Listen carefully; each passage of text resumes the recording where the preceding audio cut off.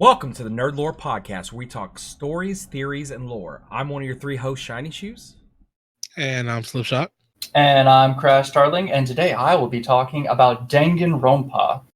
Now, a lot of people probably have no idea what this is going to be, so I'll break down a little bit about what Danganronpa is and why you've probably never heard of it. So, Danganronpa is a visual novel, which, if you don't know what that is, it is a type of story told through a visual media. So basically, it's a bunch of anime characters going through a story, and you're one of them. Pretty basic. Now, Danganronpa's main theme, main draw, which to me it is a cult classic, is that it is about the most talented students in high school in one classroom, stuck in place, and then they have to murder each other. So imagine you go through... Oh, go ahead. Well, like real high school. Yeah. Okay. Yeah. We'll say, thank goodness I didn't go to your high school. Yeah, I mean, most people didn't either. That's why I'm here. 07 represent. And they're not. So essentially, you go through your entire life building up this talent, training, learning how to make it better. You get into high school, and they throw you possibly into an area where you're stuck. You can't escape. And they tell you, oh, to escape, you have to murder your other classmates and then get away with it through a trial. Oh, okay. So in the base story, there's three games, I think there's three animes, and there's a ton of fan content, like cosplays and all that. But it's a murder mystery with a ton of really memorable characters, which is basically the selling point. So you start out as one particular character, you go through the whole spiel, and then eventually a murder will take place. And you, as the main character, have to solve and figure out who murdered someone else. It's kind of like, did you guys ever read like you ever watch Detective Conan, or did you ever like read Sherlock Holmes novels or anything like that? When I was like some of them, yeah, where it's like way younger from right. Sherlock novels. Babysitter's Well, Club. they had. I don't know what that. Well, if you remember any of them, they went through like really ridiculous twists and turns to keep you on your feet, so you wouldn't be like, "Oh, the guy who had the knife was the murderer." Like, duh. Like, they just have a ton of twists and turns to make it not so obvious who's the murderer. Like, they'll put up setups, different things like that. Like, I don't know if I want to go through any of the cases so I can avoid spoilers for anyone who wants to check it out. Mm-hmm. But essentially, there's two modes to this game. There's the murder mystery, and then there's the character development mode, where in the murder mystery, explain how that works out, and you have to get through the whole story. In the character development mode, nobody murders anyone, and you get to just enjoy how the characters are developed. You get to learn about their backstories and their personalities, what they like and dislike. And if you get through all of that, because this is anime-esque, if you get through all that and they are a female, you get their panties. Okay, you get to collect panties. So, that's the final little bit of information you get about them. Okay. Right. So basically, what this sounds like, this basically sounds like an anime version of Clue. Kinda, yeah. That sounds cool. It's almost like a tour while playing Clue. Like, you get to explore like overarching mysteries, what happened to the world. It's really hard not to spoil stuff because there's so many mysteries going on. No, I definitely get that. Do you develop your character as well, or do you just play as a partial person from the outside? So this is like the first few seconds of the game, which I can't explain because there's no way this spoils anyone. You're a kid named Makoto Naegi. You're the ultimate lucky student, and you got into this academy because they drew your name from a lot of every high schooler it's in Japan. Mm-hmm. So you get this little tag that says, "Oh, you're just the ultimate lucky boy," and everyone else is just like, there's like, you could be like the ultimate actor, you could be like the ultimate pastry chef, like whatever talent exists in the world, they find the best high schooler at it and they bring him to this academy. Okay. It's pretty fun. Now, It's called. Yeah, what's up? so you said it's like an anime and a game. Does this fall into the category of like slice of life anime, or where would you put it? Well, it is a murder mystery, so technically there is some slice of life. I'm sorry. Yeah. It's not really slice of life. It's more like if you watch Death Note, like all the twists and turns, preparation that goes into it, and it's like per episode, like per murder. There's a different setup. There's different twists. There's different like accusations, and then there's different developments. But it's all leading. Oh, go ahead, real quick. It all leads to the same. Like in the first game, this won't spoil too much, but there's only 2 possible endings, and it's all based on like literally one choice you make. So each episode is a murder, or each episode is a part of the same murder, and at the end of it, you get that one murder. Okay, so I'll just say that there are a certain number of students trapped in this place, right? Mm-hmm. So then they break down like, oh, you have to murder each other, and we're like, why would we do that? He'll present a motive, someone will fall for it, and then they will conspire to murder. And then once you find the body, that starts the investigation. Mm-hmm. You have to find it. There's a set amount of clues that you have to find, and you basically go through everywhere that you need to go. And the game kind of gives you hints on where you need to go, but you can set the difficulty to where it's like you have to click on everything on the screen to figure out what is important and what is not important. And then you run through all the areas you can. And then once you found the last clue, you found the entire list of clues, it sends you into a trial, like an actual trial debate with all the other students. And then you have to basically piece together information with the other students to figure out exactly who committed the murder, how they did it. And then after that, the person, there's a little mascot, it's a little like black and white bear with a red eye. Edgy as fuck. Right. Gotta stop that cursing. So he'll basically punish whoever committed the murder. He's like, well, you didn't get away with it, so you don't get to leave. Okay. Okay. Like, there are a bunch of animes that are like that, Classroom, so you talk about it, like, it brings me, I don't know why I think so hard, like Assassination Classroom. Stuff like that as it goes to it. It's almost identical to, like, if you took Assassination Classroom, stuck them in a box, and instead of them having to murder their teacher, they have to murder each other, and then it becomes Ace Attorney. Okay. That's literally the best explanation I can give. Without. So it sounds like anime How to Get Away with Murder. Yeah, it's super fun to play. Like, I think my favorite parts about it, the music bops. It's weird, but it bops. Oh, yeah. Specifically, like, a lot of the anime-esque games have some of the best soundtracks I've ever. Yeah. So you obviously are a really big fan of it. Really like the series and would recommend. Oh yeah. Have you ever seen the movie V for Vendetta?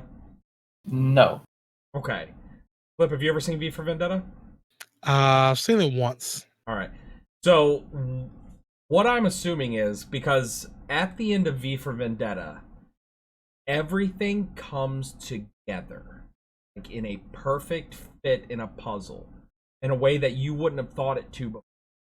Is that something like what's happening here? Because I know, like, at the end of V for Vendetta, when everything gets laid out on the table and they explain everything, like, I have that step back moment where I'm like, this is amazing. Is that basically what the story does for you in that game? Yes, but to get to that, like, to the full crescendo moment of that, you have to play through the first game, the second game, and watch both the animes.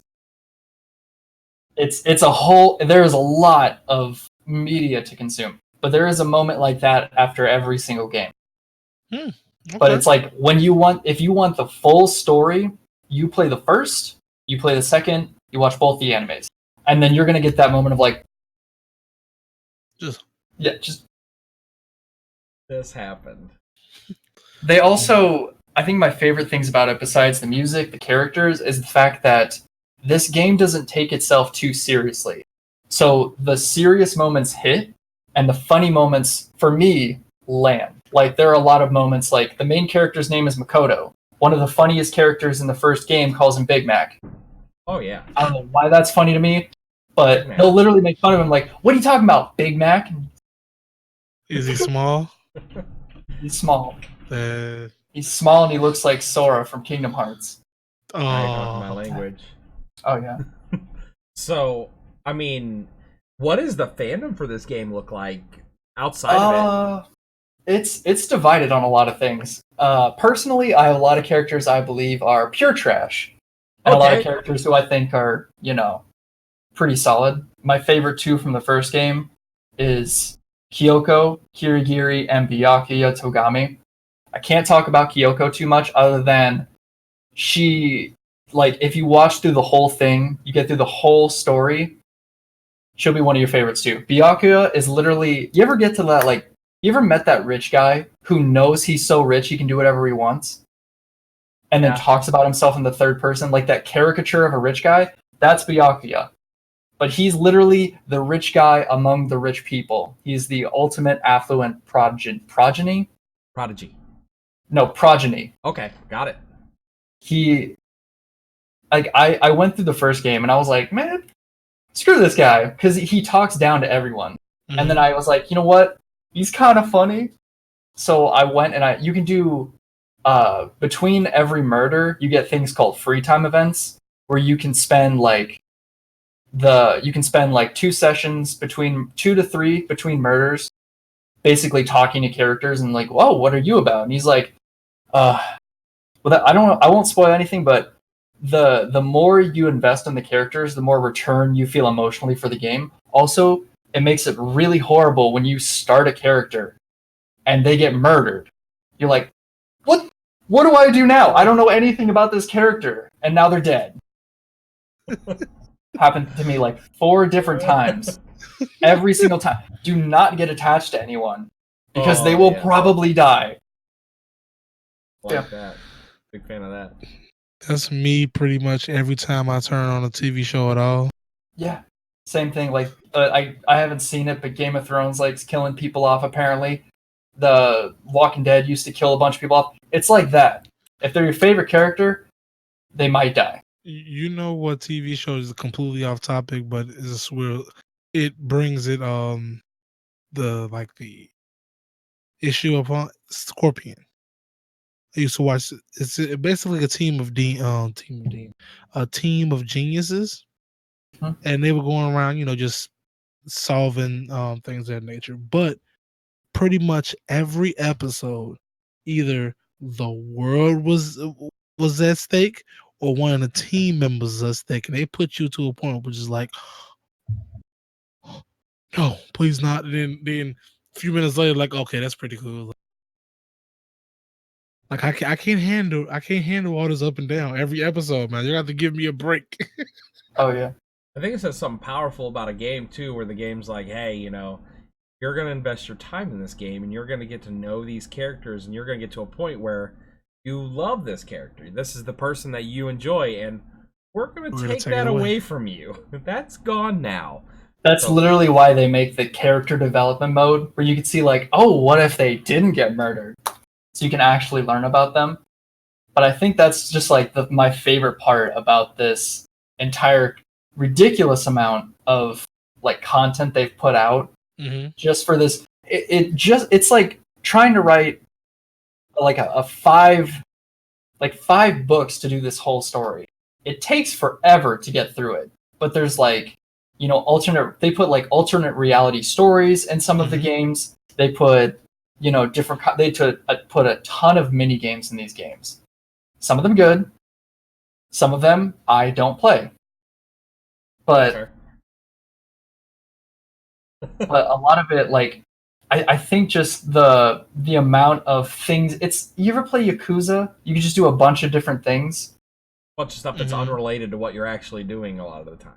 You can kind of do that here, but it's mostly like it doesn't go that far. Like, it's kind of a dating sim, not really. It's a murder mystery. Sometimes, like, it's inconsistent, but it's fun with its inconsistency, because it's like, it wants you to get attached to these characters. It wants you to go, oh, I really like this character, and then it wants to rip you away from them. And then once it's torn your heart out, it's like, all right, now figure out who killed him. Come on. That's why I enjoy it so much. It's intelligent of the game, just the design of it. Like, hey, you have to learn a lot about this character. In doing so, you're going to learn to like this character. Or now hate them. Or hate them. Now we're going to take them away. Yeah. You're going to take everything you've learned about them and use that as a weapon. Mm-hmm. And then between the two first games they made a third one, and then it's a completely different storyline. But they really like taking classical twists in the first game and then being like, oh, actually, it's a double twist. And then they take the same concept of, like, they took the pre-established concepts of the first game and started flipping them in a way you wouldn't expect. So for murder mystery, this game is for murder mystery enthusiasts, like just general mystery enthusiasts, anime fans, things like that.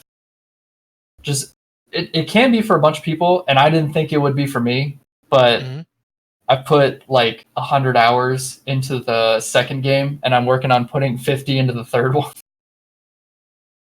It's definitely worth to check out. I think that's big, like, especially a game that can just grab you like that. Yeah. There are plenty of times where you start out a game and you're like, hey, I don't know if I like this one, and then 3 weeks later you're in your basement with the lights off and you're like, I've been down here for weeks playing games. That's like what the fandom makes. The fandom makes a ton of, like, fan fiction, art. They make remixes. There's tons of stuff to find out there. And I've spent a lot of time looking for it. Like, I'll link you guys some music later, like, just from the third game. But I would very much recommend this to anyone. And I don't have, like, it's so hard to not get into spoiler territory. So I won't. That's why I'm not talking too much about, like, the specifics of the characters. But I'd have to say my three favorite from the first game is Byakuya, who I talked about, because he's just such an ass. Oh yeah. But he's like, he's funny about it, and I can appreciate that about him. The second one I have to say is Kyoko.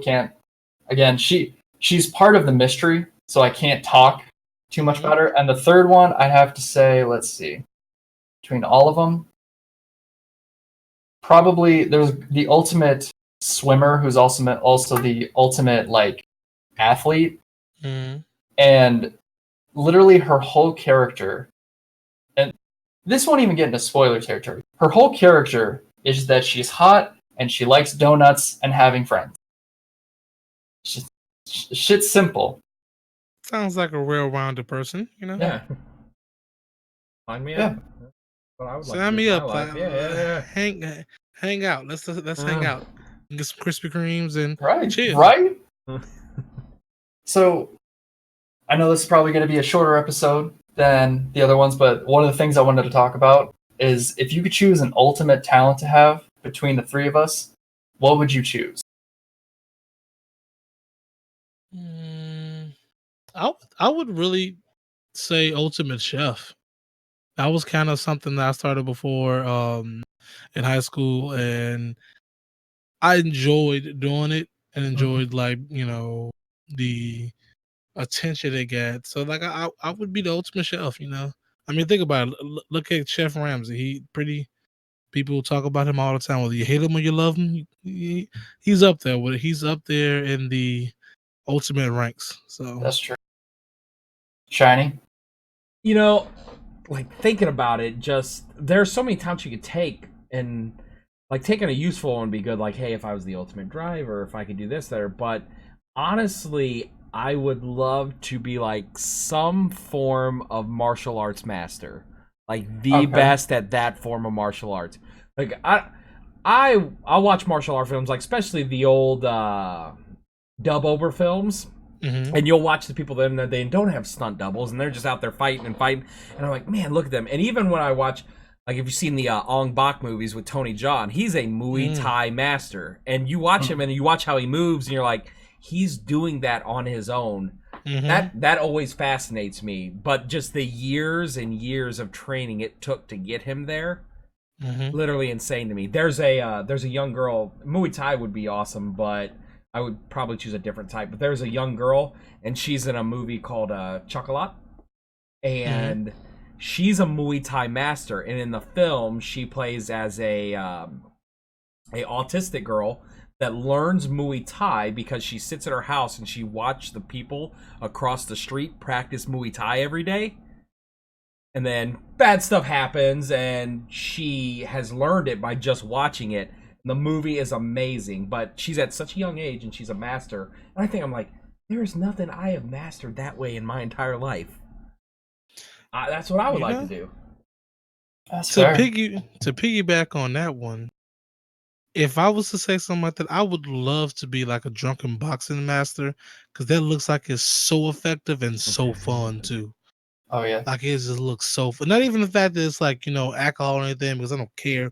It's just the movements and the flow of how you can go from one specific style to another one. How you can go from the monkey style directly into the drunken lady, directly into the clarinet player type thing, and it's like it just all flows together. That's perfect for me. I love that. The thing that makes the game interesting is because they take that core concept of like, oh, what if we had the ultimate chef? What would he be like? Why would he be the ultimate chef? Like, and what would bring him up to the point where he would be here? And then you get to find out all of that between murders. Unless he dies. Oh. But they have, in the first game, they have the ultimate martial artist. Or the ultimate martial artist. And it's a girl. She's like 6'2" and ripped. Oh, of course. And she's not just like, oh, I'm the ultimate, like, she's the ultimate martial artist. She knows everything. They like taking tropes and throwing them out the window. They just like being like, oh yeah, the ultimate martial artist, 6'2", giant ripped girl, but still in a sailor uniform because, I mean, she's a girl. Yeah. Like, they just like messing with stuff. And I appreciate that about them. I get it. Yeah. Very good. Yeah. Like, just the thought behind that, just great. I think if I had to choose one for me, I would want to be the ultimate extreme sports athletes, like skydiving, snowboarding, skiing, because, God, the amount of like work that would have to go into that, but the amount of payoff would be legendary. And the amount of broken bones you're probably going to have. I would probably also have the ultimate like durability, hopefully. Exactly. Otherwise, I'm going to need it. Right, I was going to say I'm going to need to drink. I'm lactose sensitive, by the way, so I'm going to drink that almond milk. He's going to be the ultimate extreme sports enthusiast, and also going to have the ultimate hospital enthusiast. The ultimate hospital bill. You don't know. And the ultimate medical record. There's a reason why the ultimate extreme athlete doesn't stay around for very long. That title keeps changing. What are you doing today? I'm riding sharks. Well, just that thought. One more thing is that I want to talk about my least favorite character, which I don't even remember his full name. I just remember they called him Hiro, Hiro, and he's the ultimate clairvoyant. Now this is I think he's supposed to be Japanese, but he's got big bushy hair. He dresses like half in a school uniform, and then he wears nothing but open-toed shoes. And his ultimate is that he can guess the likelihood of events with a 35% accuracy. I'm like, that's not bad. I could do that. I could just get lucky. Like, what kind of talent is this? That's not bad, bro. I have a 45% average as a normal person. What are you talking about? Listen, 35. That's not bad. That's not What bad. do you mean? That's below average. They were like, That's literally ultimate 1/3. talent. They li- and they were like, you know what? We need this guy, this ultimate academy. He can guess stuff kind of accurately. Usually it's like 50%, but like he's under that, which is impressive. I also don't care about spoiling this character at all. So he's also really stupid. All right, good. Just really, really stupid. Like he's got below average intelligence, and he can't he can't do anything. Like all he does is scream and complain. Sounds like a perfect character to me. That's you? Is that Yeah, really you? yeah. Okay. At work, yeah. Cry and complain for Scream, me at work. exactly, Yeah, exactly. That's how I live Oh. my Exactly. life. Yeah, that's my whole spiel. Like, I love this game series. I love what they do. And the only problem I've got left is they're not making it anymore. Like the creators are taking a break from it, Mhm. from what we're told, and we don't know if they're going to come back to it. But there's still a lot out there for this game, and I'm hoping that if it can catch an extra wave of popularity, they might come back to it. Heard it here. Lore Master Crashstarling says, "Get Danganronpa." Danganronpa. Yeah. This Clean. has been Nerdlore, episode 3. I'm Shiny Shoes. And I'm Slipshock. And I'm Crashstarling. Have a good one.